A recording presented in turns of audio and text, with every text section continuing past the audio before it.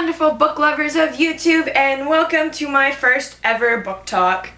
Today, we will be talking about The Secret Year by Jennifer R. Hubbard. This book is about a guy named Colt who was seeing this girl Julia for over a year secretly, and Julia tragically dies in a car accident, and Julia's younger brother finds her diary and gives it to Colt, and it's a bunch of letters that Julia sent to Colt, but he never got to read because they were never intentionally meant for him to read. So the book follows Colt after her death, going through her journal and trying answers to unanswered questions, and him trying to get over her. That is it for the non-spoiler section. If you have not read the book, click the little X button or type in a different video and go read the book and then come back and watch this when you're done. Okay, welcome back for those of you who have read this book. Can I just address something? I don't know if it's just me who thinks this, but did anybody else think Colt was a man whore when they read this? Like, seriously? Like, he was dueling Julia, and she had a boyfriend, and then after she dies, you know, Sid comes in and she likes Colt, and Colt's like, free sex, why not? So, you know, he starts doing her. And then he finally tells her he doesn't like her. And then all of a sudden he likes Kirby. And with what I felt was like a week of them dating, they're already having sex. I'm not really sure if it was a week or if like I just couldn't like comprehend the passage of time in this book, because I tend to not be able to do that.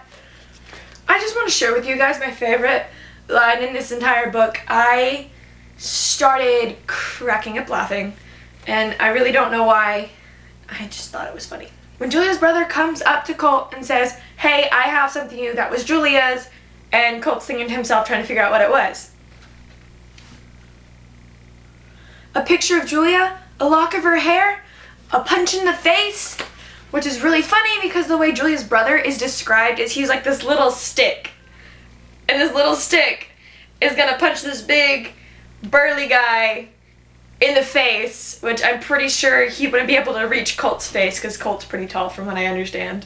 Another thing I want to address is towards the end of the book, when there's that giant fight at Black Mountain, we have all these cars full of kids from the flats, and then of course you've got the cars full of the kids from Black Mountain, and they're getting ready to fight. You know, I'm sitting there getting ready for, I don't know, like this giant street fight just to like break out, and you've got those 4 kids that get up and they start and they chase after that one Black Mountain kid, and they're jumping each other, and I'm sitting there reading and I'm like, alright, this is it. Everybody's about to go hog wild and just like Tugler's gonna be like, I was excited, and it was just that one fight, and then everybody started leaving, and I was like, that really doesn't make sense to me. I don't know about you guys, because if something like that broke out around where I live, there would not be one fight, there would be like million. I was kind of disappointed in that scene.